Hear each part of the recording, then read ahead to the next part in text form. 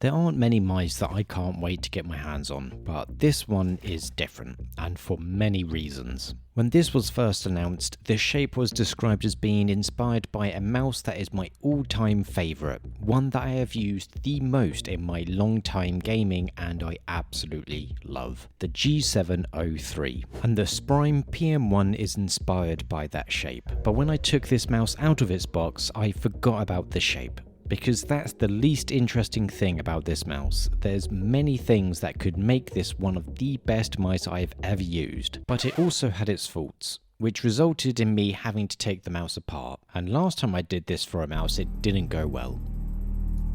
I fucked it. Before that though, we've got to go through the specifications. Internally, it's your standard issue modern gaming mouse, but with a slight sprinkle of spice added on top. Yeah, boy. It's using a Pixar 3395 sensor, but SPRIME said they have worked closely with Pixar to make some adjustments so it's more responsive. And they've also provided a competitive mode, which will increase performance and reduce wireless interference at a cost to battery life. And that's not all, this mouse also apparently has 8000 Hz wireless polling rate available as well. But I had an issue with this, I couldn't turn it on, it's all greyed out. This is web-based software by the way. As someone that reviews a load of mice, this is great as I don't have to install more software. Honestly, this isn't as user-friendly as the X panel from Mouse, but it is still pretty neat. You can do all the stuff you expect on this website, change DPI, polling rates, lift-off distance, and toggle motion sync. I do wonder if there is a point to this customization and macro section, as it seems very redundant. If you're someone that uses this kind of stuff for a 5-button mouse, let me know in the comments, and whilst you're at it, explain yourself. There was a bit of confusion on my end with the polling rate section being greyed out. Despite the dongle looking identical to the Sora 4K's one, this is actually 1000 Hz only, which means you do have to buy an additional dongle if you want more Hertz. Let's take a look at one of the things that makes this mouse special though, and also my issue, and it's the switches. I will take a look at the shape in comparison to the G703 as well, don't worry. For now though, these are using the same Omron opticals that the Ninjitsu Sora 4K is using, which I called the best mouse of 2023. And the switches massively contributed to that. Most mice have been moving to optical switches, and a lot of them have been using ratio optical ones, which to me just feel bad. I want to explain myself because I've done it in countless other videos. The Omron opticals on the Sora 4K stood out as being far superior. Honestly, I think they're even better on this PM1.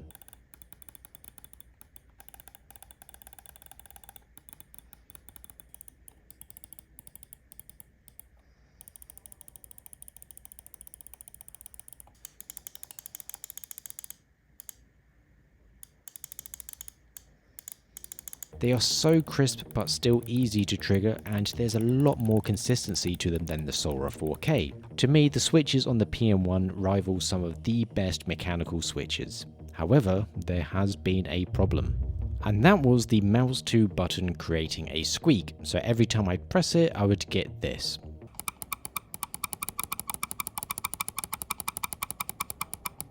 It wouldn't have an effect on the feel of it, it just made it sound like I was playing in a sleazy hotel. I told SPRIME about this and they responded saying that they can ship me a replacement, but because it's Chinese New Year, it would take some time, or I can fix it myself. I just want to take a moment and say that if a company asks you to fix a product that you paid for and is under warranty, don't.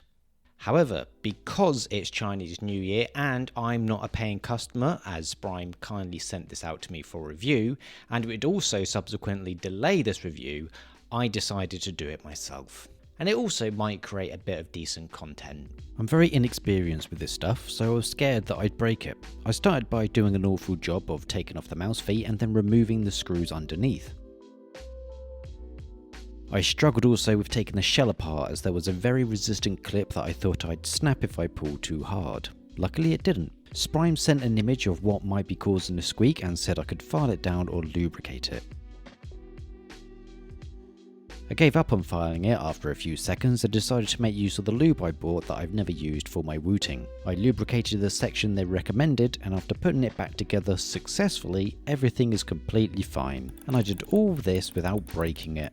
I'm going to give them the benefit of the doubt and say that they won't tell paying customers to do this. At least I hope not, unless they're G-Wolves in disguise. Now for the feature that really got a lot of people excited. The shape. This isn't a G703 shape exactly, this is a smaller version of the G703. Here's a comparison with my G703 as an example. I forgot, I didn't put this back together.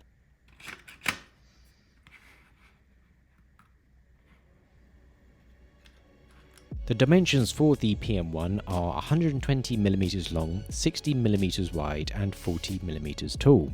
There's a significant difference in size between the G703 and the PM1, but the biggest difference is the weight, with my PM1 weighing just 45 grams, whereas the G703 was 107 grams. I actually used the G403 again for this review just to give you a more detailed comparison.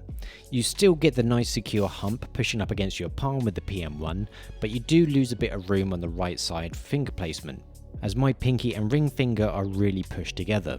The other main difference is that because of its reduced height and length, more of your lower palm is going to be in contact with the mousepad, but honestly, apart from those two differences, the size reduction isn't as impactful as I thought it would be. Honestly, I think I might have been a bit clouded by my bias towards the G703, because I don't think it's the best ergo shape anymore. I'll explain myself in more detail in a moment, but before I do, from a quality standpoint, outside of the issue with the squeaking mouse too, this mouse is flawless. It's literally perfect. The scroll wheel deserves extra mention here, as it's also amazing. It's very tactile but easy to scroll through. The mouse 3-click is really nice as well. As well as that, the side buttons also are very good, and they are placed in a way that you can trigger them by just rolling your thumb. The weight being 45 grams is pretty crazy as well. It doesn't feel like a 45 gram mouse because it's so sturdy.